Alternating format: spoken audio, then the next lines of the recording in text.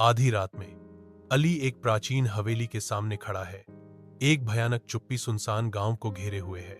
डर ग्रामीणों को जकड़ लेता है क्योंकि वे उसे देखते हैं। उनके चेहरे डर से बने हुए हैं। ग्रामीण चिल्लाते हैं, ऊपरी कमरे का दरवाजा कभी मत खोलो।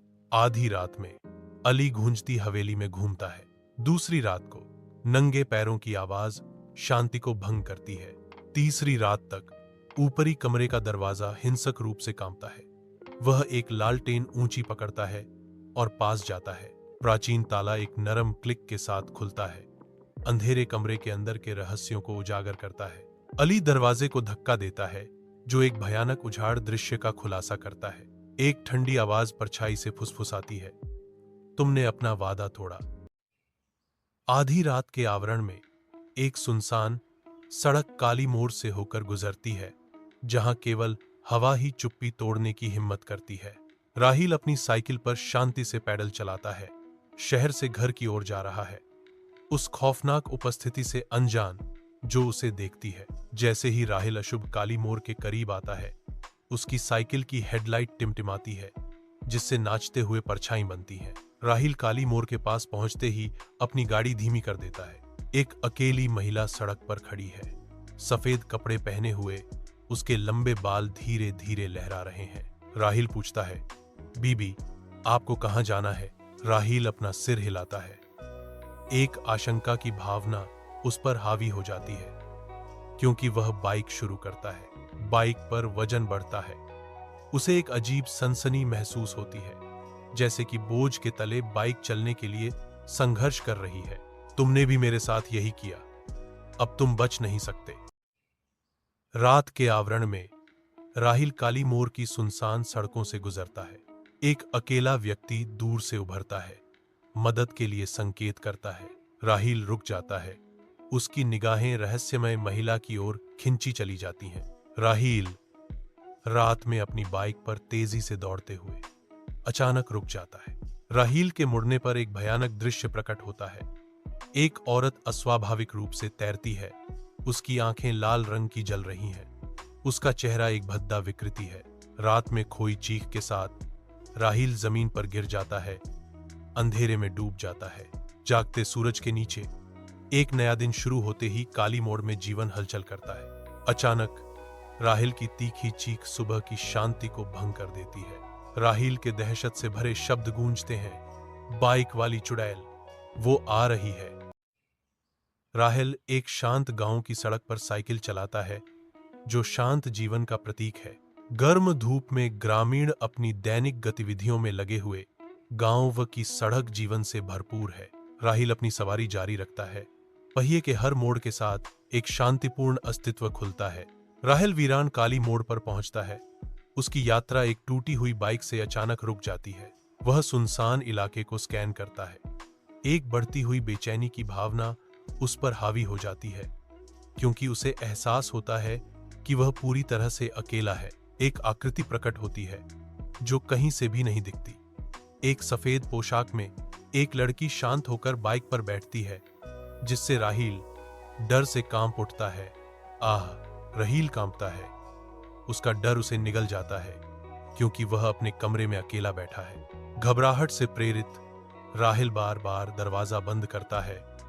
उसकी चीखें कमरे में गूंजती हैं। परेशान होकर राहिल अंधेरे में डूब जाता है, फर्श पर गिर जाता है। राहिल पसीने से तर है। उसकी आंखें दहशत से फैली हुई हैं, क्योंकि परछाइयां उसके चारों ओर नाच रही हैं। कांपते हुए स्वर में राहिल निराशा में चिल्लाता है, वह आ गई है, मुझे बचाओ। एक चिंतित आवाज रात को चीरती है, क्योंकि उसकी मां पूछती है, क्या हुआ? काली मोड़ पर सुबह की हवा डर से भरी हुई है, क्योंकि ग्रामीण इकट्ठा होते हैं। उनके चेहरे चिंता से बने हुए हैं। राहिल की छोड़ी हुई बाइक एक तरफ पड़ी है, जो उसकी अचानक गायब होने की मूक गवाही देती है। इमाम साहब भारी आवाज में कहते हैं, यहां कुछ बुरा हुआ है। राहिल उसे मुक्त करने गया था, लेकिन वह खुद कैद हो गया। रात के आवरण में राहिल की मां अकेले दरवाजे पर बैठी है, जो दुहक से भरी हुई एक अकेली आकृति है। पड़ोसी इकट्ठा होते हैं। उनकी धीमी फुसफुसाहटें उसके अवसाद में प्रवेश करने में विफल रहती हैं। वह अपनी निगरानी में खोई रहती है।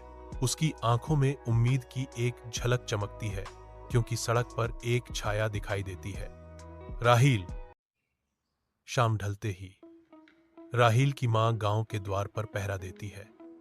उसकी लालटेन की रोशनी बढ़ते अंधेरे को चीरती है।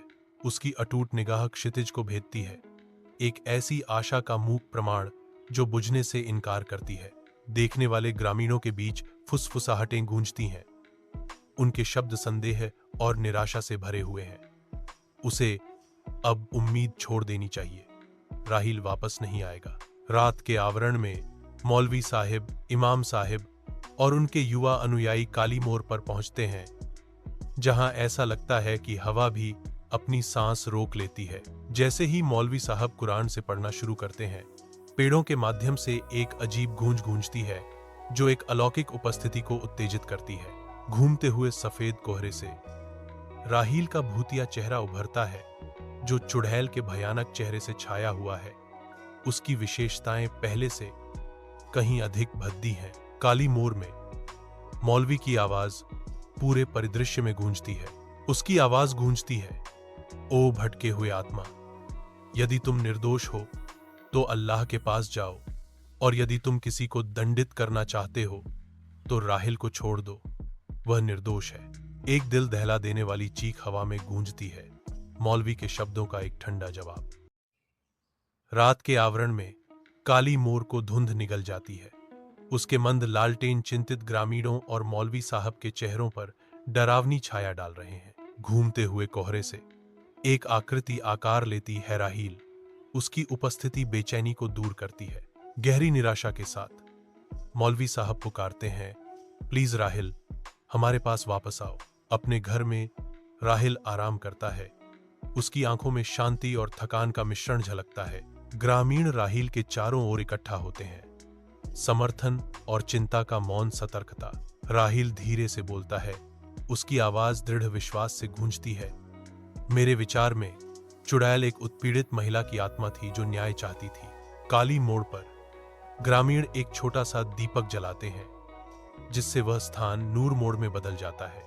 एक नरम रोशनी झिलमिलाती है, जो सोराया की आत्मा की शाश्वत शांति का प्रतीक है। राहील अब हवा में फुसफुसाहट से त्रस्त होकर फुसफुसाता है, इंसाफ हो गया। राहील छत पर अकेला बैठा है। विशाल तारों से जड़े आकाश के नीचे एक शांत रक्षक। एक ठंडी हवा गांव से फुसफुसाती है, क्योंकि सूर्या की आवाज धीरे से गूंजती है, धन्यवाद ड्राहेल। राहील धीरे से मुस्कुराता है, एक शांत पुष्टि। वह जानता है कि सूर्या अब शांति में है। मस्जिद के दिल में राहील ध्यान आकर्षित करते हैं, क्योंकि वह एकत्रित ग्रामीणों को संबोधित करते हैं। प्रकाश पवित्र स्थान को नहला रहा है। उसकी आवाज गूंजती है, घोषणा करते हुए, मैं घोषणा करना चाहता हूं कि मैं सुरैया के नाम पर एक मदरसा बनाने का इरादा रखता हूं। गुस्साए हुए फुसफुसाहटों की एक लहर भीड़ में फैल जाती है। चेहरे आश्चर्य से भर जाते हैं, फिर भी एकता में सहमति में सिर हिलाते हुए समझदारी आती है। सूर्य की सुनहरी गोद में मदरसा नूर ए सुरैया खड़ा है, जो सीखने का स्वर्ग है। युवा विद्वान अपने अध्ययन में डूब जाते हैं। उनके दिमाग ज्ञान से जगमगाते हैं। कुछ बच्चों के सपनों में एक सफेद वस्त्र पहने महिला दिखाई देती है। वह मुस्कुराती है, उनके सिर पर हाथ रखती है और गायब हो जाती है। यह सुरैया के आशीर्वाद का संकेत है।